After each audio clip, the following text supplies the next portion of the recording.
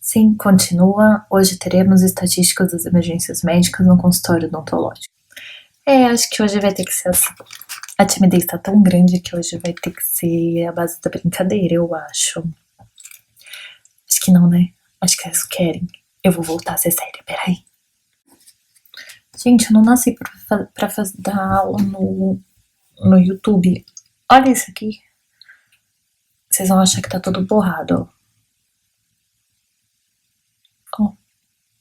Tão vermelhão. E não adianta. Eu já gravei umas 6 vezes e eu odeio ficar gravando as coisas e repetindo as coisas. Eu odeio. Gente, quem me conhece sabe. Eu já deitei o iPad, eu já levantei o iPad, hoje tá muito difícil gravar. Eu prefiro dar aula pessoalmente pra todo mundo, mas então, vamos lá. A aula hoje, então, vai ser sobre a estatística das emergências médicas no consultório odontológico. Eu separei 4 artigos só, de uns 10 mais ou menos, que eu fiz um levantamento, só para comprovar o que eu já falei nos outros vídeos e a importância, a incidência de que acontece as emergências no consultório, se o dentista se sente preparado ou não. Vou falar também um pouquinho de alguns autores, o que eles defendem, o que se fala hoje em dia, do porquê que está crescendo, né, aumentando a importância da emergência.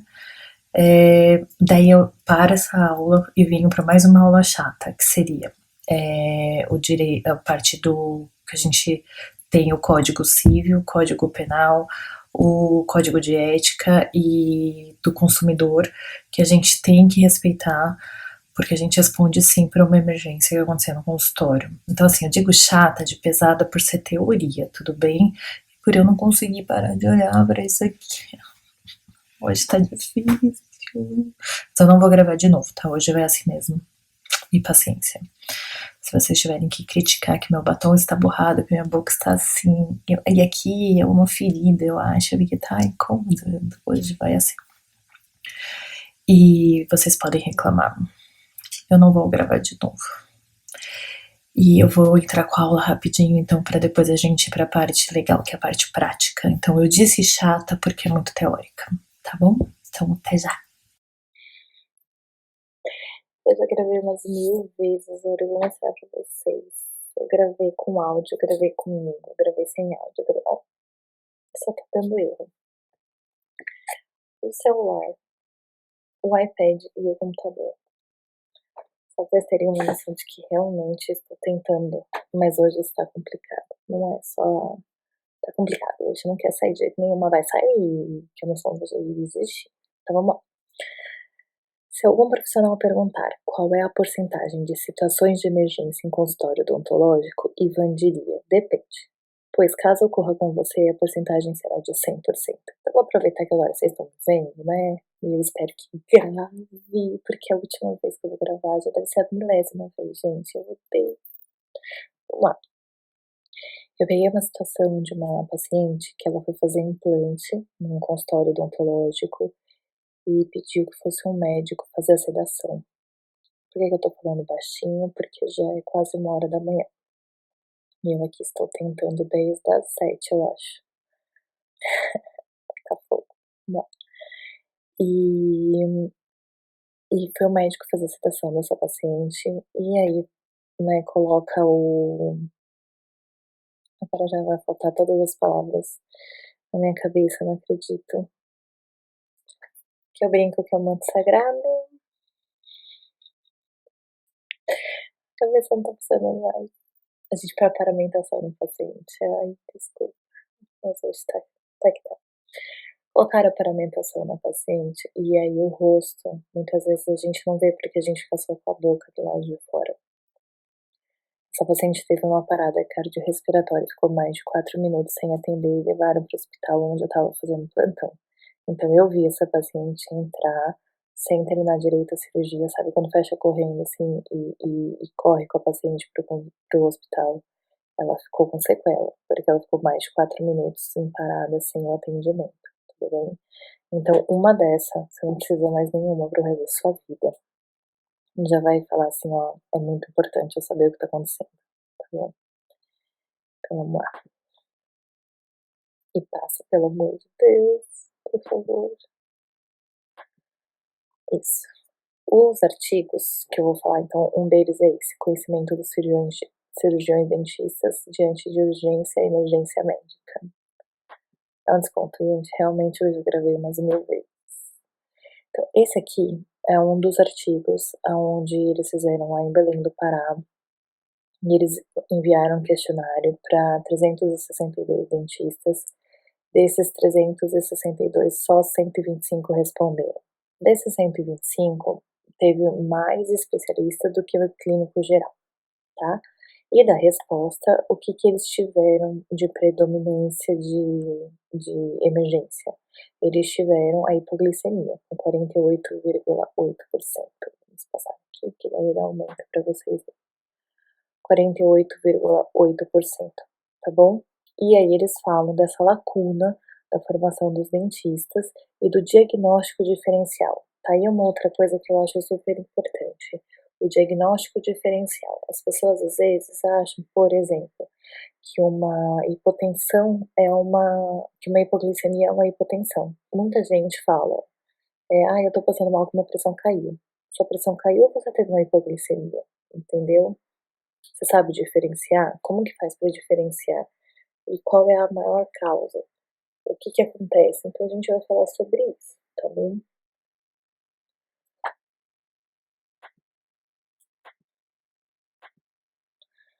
Numa avaliação geral de 370 cirurgiões dentistas, eles perceberam que só 35% tiveram um aproveitamento geral nessa prática de urgência e emergência. Emergências médicas na prática odontológica no estado de Santa Catarina. Ocorrência, equipamentos, drogas, conhecimento e treinamento. É isso que vai ser avaliado nesse artigo, tá? Aí nesse artigo, o que eles fizeram? Eles mandaram. Vai embora se não, fio. É porque agora entrou a parte remota aqui. Vocês vão ver desde o começo a apresentação de novo, tá bom? Agora vai ficar com... E eu não tenho que ficar dando esse cliquezinho e vocês ouvindo. Passar rapidão, só pra vocês lembrarem da aula. Tá assim hoje, gente. Liga não. Literalmente hoje a gente acaba amanhã. Fique em paz.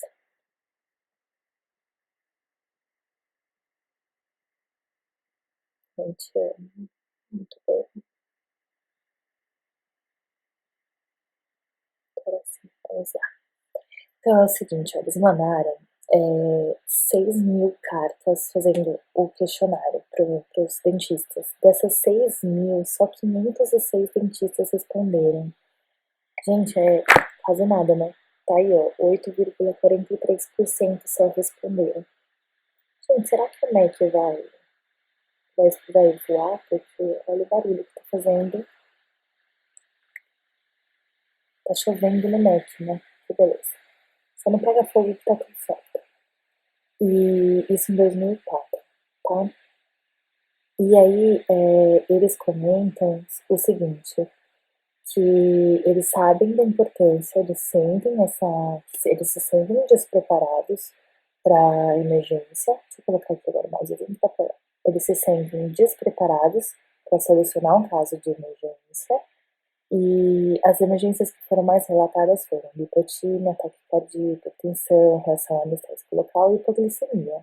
Eu já tive, eu já operei muito paciente, não vou entrar em detalhes de novo, fiz mais ou menos uma conta no último vídeo de média de pacientes que eu opero por mês e por ano, tá? Mas assim, a reação ao anestésico local é uma coisa um pouco mais rara, mas eu já tive. Eu já tive uma reação alérgica, tá? De uma paciente.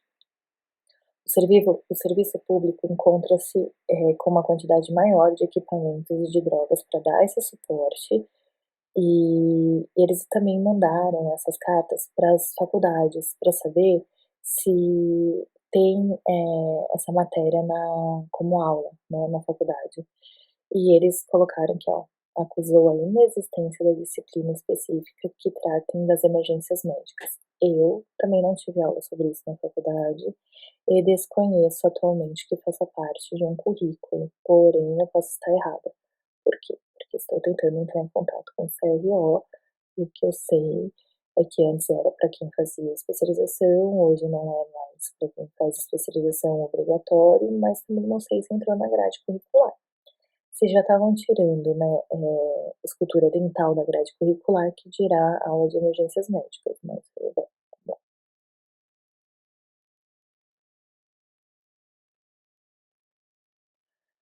Gráfico.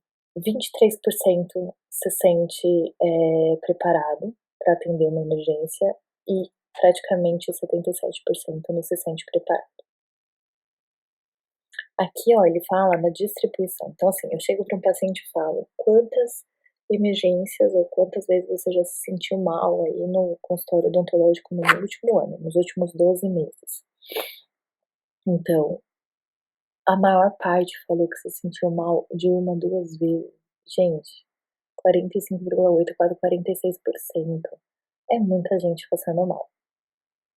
E 44 disse que nenhuma. Porém, a gente tem uma galerinha ali, ó, dos seus quase, ó, 8,79%, uns 10%, que passou muitas vezes mal. Então, assim, né, das emergências médicas, não é passar mal de passar mal, ai, tô me sentindo mal, tô com o coração partido. Que é uma síndrome, tá? Tem um infarto que é a síndrome do coração partido, mas, uma hora a gente chega lá, tá? Não é isso, tô falando de emergências médicas aqui. O cirurgião dentista e as emergências médicas, ele realmente está preparado para enfrentar? Então, o que que ele fala aqui?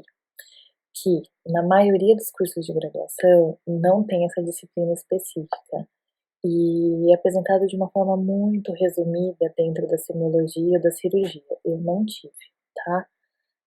Além disso, não é obrigatório, tanto na graduação como na pós-graduação, tá bom? E ele acha que seria interessante passar pelo setor de emergência de um hospital e tal, e aí comenta. Eu não acho, não acho. Eu não acho porque eu tive uma paciente que engoliu, podia ter aspirado a agulha, mas engoliu. Eu não acho porque na minha época as equipes, que são as cadeiras odontológicas, elas eram dispostas todas uma do lado assim da outra, né? Uma do lado da outra e eu fui indo embora, né? Uma do lado da outra e um paciente via o outro, né? E o dentista também via. E o paciente do meu colega do lado, acho que a gente estava no 3º ano da faculdade, ele não relatou que ele realmente tinha epilepsia. E aí você não pode ligar o refletor com a luz direto no olho do paciente, porque ele tem o reflexo e aí ele tem convulsão, dispara a convulsão do paciente. E ele não relatou na anamnese, entendeu? Então, ele teve uma convulsão. Eu já passei mal, então lipotímia e síncope foram fazer, a gente treinava no outro e fizeram entramos com ar no deltoide. Ixi, passei muito mal. Eu tinha uma colega que tinha crise de ansiedade, porque ela tinha muito medo de cirurgia, então ela vivia tendo crise de ansiedade na aula de cirurgia. Então, assim, independente se era o dentista ou se era o paciente, eu não acho que a gente precisa estar num hospital para acontecer as emergências, tá? Mas enfim, é isso aí. E ele fala da importância da gente despertar esse interesse na classe, né, do cirurgião dentista e da responsabilidade que ele tem nesse atendimento pré-hospitalar, tá?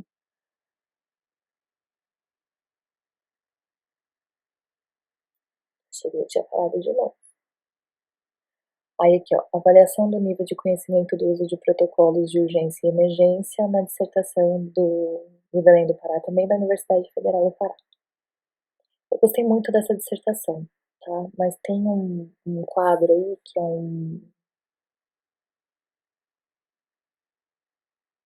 fugiu agora da cabeça, mas tem um quadro aí que eu vou mostrar pra vocês, ficou bem confuso, mas vamos ver se vocês concordam comigo, tá? Primeiro eles falam que o ideal seria que isso fosse ensinado na graduação. Eu não vou nem comentar, porque se eu acho que primeiro socorro tem que ser dado para criança com 6 anos, eu não vou nem comentar sobre isso, tá?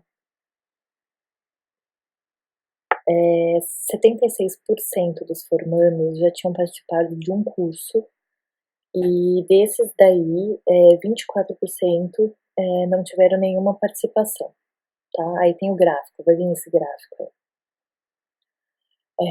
Ele fala que o aluno de graduação é muito mais interessado, mas que mesmo 76% tendo feito o curso, eles ainda se acham, eles acham, cadê aqui, ó?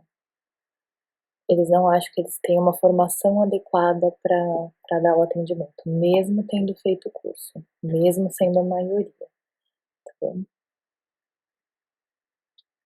Aí ele fala que com relação aos equipamentos, 24% sabe qual é os equipamentos que tem que ter no consultório para as emergências e 76% diz que não sabe o que vai usar, não sabe o que vai fazer, nem com as informações, nem nada, tá?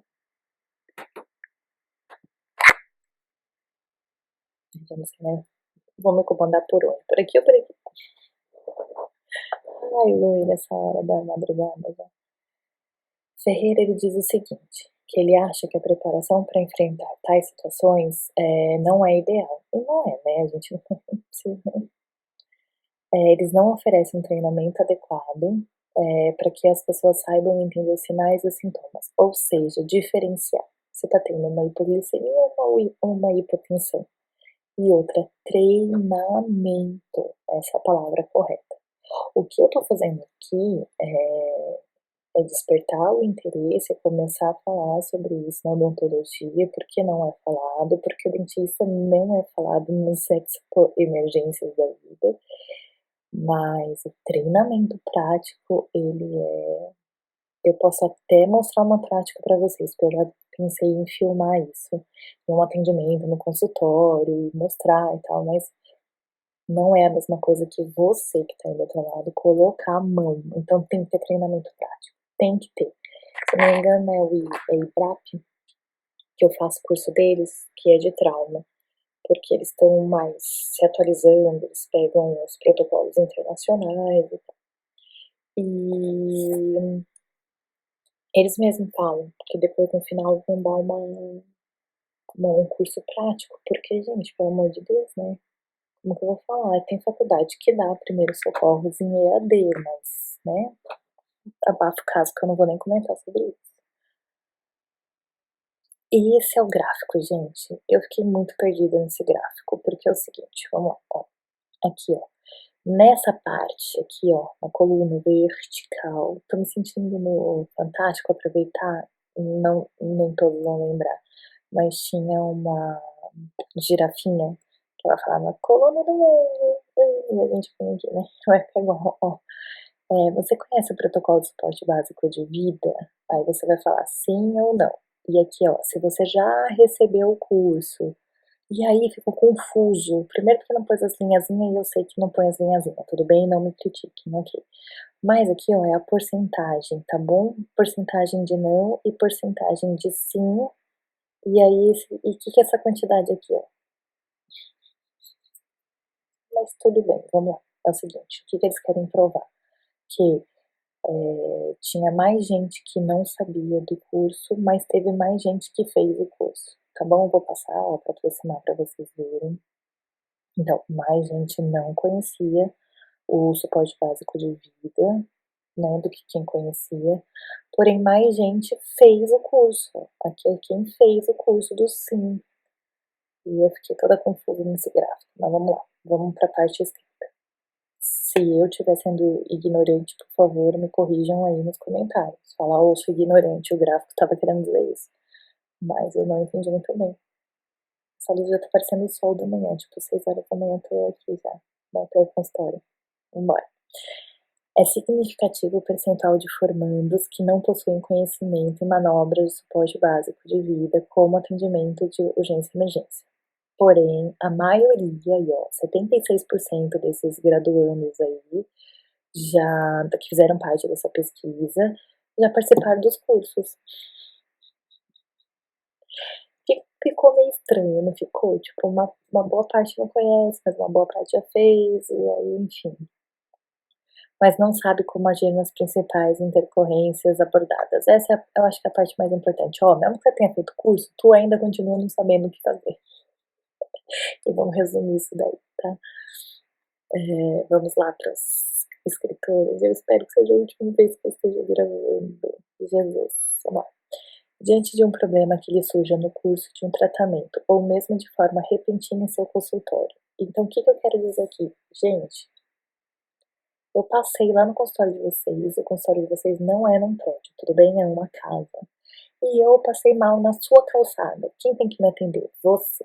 A calçada faz parte do seu consultório. Então, é uma missão de socorro. Se você não me atender, não quero você passando na frente do meu consultório, entendi. Mas é uma missão de socorro, tá? Pelo menos ligar para o 192, você tem que fazer, senão vira uma missão de socorro se você não quiser fazer nada. Mas pelo menos ligar, tá? Eu entrei no seu consultório porque eu estava me sentindo mal. Pode acontecer.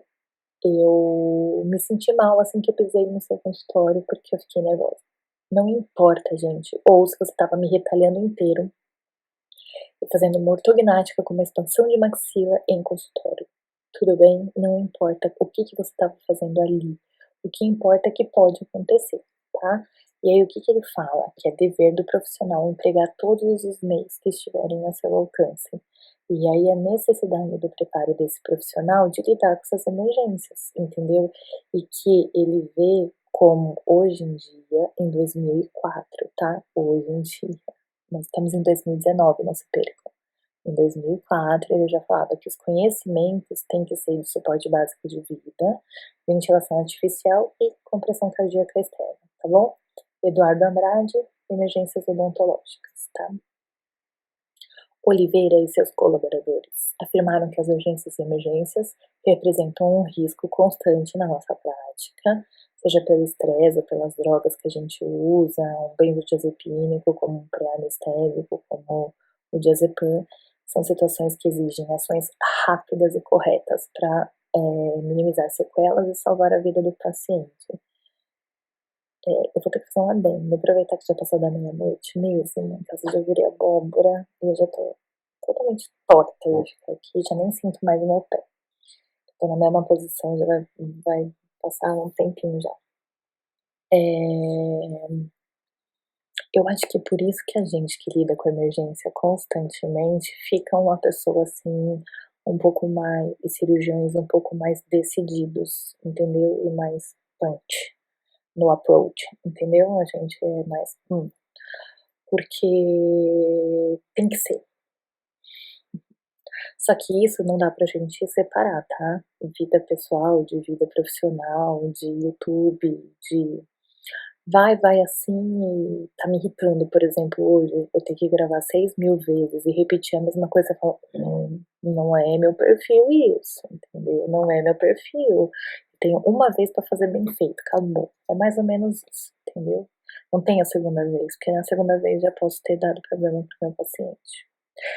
Na odontologia, a gente ainda pode fechar a cirurgia. Eu era tão neurótica com isso, gente, de ter sido tão treinada até antes de ir pro consultório, que eu não. Era inconcebível pra mim fechar uma cirurgia, deixar o dente ali, numa próxima vez volta e eu retiro o resto do dente.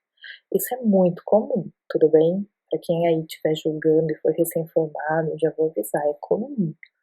Comum assim, vai, né? Não é toda vez que você vai operar. Eu opero uns 2, 3 pacientes por dia, quase todo dia. E eu não faço isso direto, mas tem vezes que separa tudo e fala, ó, vamos começar um outro dia, começar do zero, porque não dá. E aí você faz, parece que o dente faz assim, ó, puf, pula sozinho, tudo bem? Isso pra mim era inconcebível. Começou, termina. Não dá. Cirurgia não dá pra ficar brincando por causa desse perfilzinho aí, tá? Malamed, ele fala que o estresse e o medo são as principais causas de emergências médicas no consultório, sendo responsável por 75% dos casos. Será? Será que é só o estresse e o medo? Não é, né? Porque 75% não é só, mas eu ainda tenho minhas dúvidas. Eu acho que tem Muita gente que na anamnese esconde, né? Tem gente que esconde nome na anamnese, que não fala o nome inteiro. Se não falar o nome verdadeiro, então, é bom porque depois dessa a gente aprende a pedir o documento, né? Por isso que a gente chega no hospital e fala documento, carteira do convênio. Aí a gente é besta, confia. Então, se tem gente que tá omitindo até o nome, que dirá as patologias de base. Então, por exemplo, eu já tive um paciente que ele tinha bomba de morfina instalada devido a uma cirurgia de coluna. E ele achou que ele não tinha que falar pra mim. Por que você não tinha que falar pra mim? Porque você é dentista. Eu não tenho que falar pra você. Por que eu vou contar da minha vida pra você, ô dentista? Você tá querendo saber demais? Quer saber meu nome também? É demais, né, fia? É demais querer saber meu nome, né, fia? Não dá, não. Ó, ó, uma hora eu conto tudo isso pra vocês. Da primeira vez que eu gravei, aliás, algumas vezes, eu tava falando Fukuyama, porque agora eu vou continuar falando errado, entendeu? Eu falei por causa da resina da Tokuyama, mas é Fukuyama e a gela. Gente, porque é chato o assunto, a gente tem que brincar, e eu já falei umas milhares de vezes, eu já até cansei. Eu não tinha contado nenhum desses causos antes, mas agora que vocês estão vendo minha cara, eu já tô filmando pela milésima vez, bora contar os casos. Os causos. Então é o seguinte, ó, aqui ele fala do que? Dos pacientes estarem, a medicina ter melhorado e a taxa de sobrevida dos pacientes ter aumentado, então a gente tem mais pacientes idosos, com mais patologias, com uma melhor qualidade de vida, não vou discutir isso aqui nesse momento, mas com mais patologias de base, usando mais medicações e indo para o consultório odontológico se tratar. Resumindo isso daqui, vocês vão ver, vocês vão falar, mas é só para vocês terem a base aqui, depois vocês lerem, tá bom? E aí o que que ele fala? Que devido a esse tipo de paciente, com essas considerações extremas, ele acha importante o monitoramento. Então o que que ele fala? Eu não acho, tá? Mas eu vou fazer as considerações. O monitoramento, ele fala que auxilia o dentista a detectar as emergências médicas agudas que requerem uma imediata resposta. O que que você vai colocar? O oxímetro no dedo do paciente, e aí você vai medir a saturação do paciente. A saturação tá caindo, a saturação de oxigênio. O que que você vai fazer? Eu vou colocar oxigênio no paciente. Catéter ou máscara. Quanto você vai fornecer de oxigênio para esse paciente? Entendeu? E aí, você vai pedir uma gasometria depois do paciente para ver se você fez uma interação no pH desse paciente, por exemplo? Uma gasometria arterial. Desculpe os enfermeiros que conhecem. Você tá exagerando. Tô, gente, mas pelo amor de Deus, eu não sei quem tá por aí com um cilindro de oxigênio no consultório. Fora que a gente vai falar de segurança do local. E se aquilo ali explode? E se aquilo ali você não tá verificando toda hora? Entendeu? Aí entra a parte da enfermagem, do gerenciamento. Você verifica? Tem pressão? Tá certo? Tá tudo, entendeu? Então, eu não sei muito bem essa parte do monitoramento. Não, Nathalia, eu vou só a frequência cardíaca. Você vai baixar a frequência cardíaca com o quê? APA, posso fazer medicação? Posso. Mas e aí? E eu tenho captopril no meu consultório e ele é alérgico a captopril. Então, né, o hospital fornece mais coisa para isso acontecer, mais profissionais, mais equipamentos, mais tudo realmente para isso acontecer alguma coisa, tá? Aí ele fala do monitoramento que pode revelar uma tendência gradual dessa deterioração, que poderá frequentemente ser revertida antes de uma verdadeira emergência ocorrer. Para mim, é anamnese. Não é monitoramento, é anamnese. Agora, se o paciente me esconde coisa na anamnese, gente, como é que pode não levar a sério uma anamnese? Entende? Isso é culpa da gente, dentista. Agora, colega, dentista, que não leva a sério a anamnese, eu também nem vou comentar, tá? O monitoramento pode auxiliar o dentista na avaliação da eficácia de qualquer tratamento da emergência, ok. Frequência cardíaca. Eu vou ficar cantando pro paciente até ele se acalmar. Ele se acalmou, diminuiu a frequência cardíaca, ok. Tô lá monitorando e percebi. Será? Será que eu sou doida? Pode ser. Vocês comentam embaixo. Se eu for doida, vocês comentam embaixo. Mas eu acho que não tem nada a ver Eu conheço vários cursos que adoram isso daqui, capnógrafo para medir, né, a taxa de gás carbônico. E aí, você vai investir 5.000 num desfibrilador? Pra usar quantas vezes? Você vai verificar a pá? O vencimento da pá? A bateria? Não sei, não sei. Eu tenho uma opinião um pouco diferente de muita gente, mas se eu estiver errada, vocês, por gentileza, podem corrigir. Mas venha com argumento bom, tá? Se vier com argumento nada a ver, não vou nem ler. Liporaci disse que, apesar da odontologia no Brasil não ser uma especialidade médica, como é em alguns países da Europa, já comentei isso também, né? Já tinha comentado. O cirurgião dentista não tem menos responsabilidade que o médico pela vida do seu paciente, principalmente quando está sob seus cuidados. Por quê? Porque o cirurgião dentista não tem apenas responsabilidade com a saúde bucal, ele tem com a saúde no geral. E aí, mas tá preparado? Tem conhecimento? Entende? Eu não sei, eu não me sentia preparada não. Eu ia fazer parte daquela galera lá que ia falar, não conheço curso porque eu tive que ir atrás, não tive aula e não me sinto preparada, nem um pouco. Não tive, nossa, na época da faculdade eu não tinha tido nada. Aí fala assim, na residência de buco, você fez buco, você sabia tudo. Gente, pelo amor de Deus, uma parada cardiorrespiratória, se ninguém me ensinar, não sou eu que vou pôr a mão dentro do hospital sendo buco maxila. Eu posso eu querer aprender, mas não necessariamente eu vou ter a aula. Na minha teve, porque eu dei a aula, e aí eu comentei sobre isso na aula. Eu nem lembro, mas foi uma palestra rápida. Eu tenho certificado disso daí, eu não lembro, mas qual foi o assunto em específico, mas eu dei sobre esporte básico de vida na residência, uma aula, uma palestrinha rápida. Mas não é treinamento, gente. Treinamento é treinamento. É pôr a mão, é comprimir o manequim, entendeu? É pôr a mão no cara lá no hospital mesmo, é sentir que você tá quebrando a costela da senhorinha, que você pôs a mão no lugar errado, é isso aí. Quer dizer, não acho certo, mas é você saber. Tudo bem? Eu nem vou continuar gravando. Eu até ia continuar, falar, vamos, vamos, agora sem parar, vai, vai, vai. Código civil, código não sei o quê, mas não vou não, tá? Chega, porque eu tenho que ir pra história amanhã, tem que estar concentrada. Hoje eu tô descabelada, eu tô cansada, eu tô acabada, já era. Já quero ir pra... Olha, próxima, viu? O pessoal da harmonização orofacial de comprar o negócio. Bacana, ó. Preciso acabar com isso em mim. Velhice é uma coisa grave.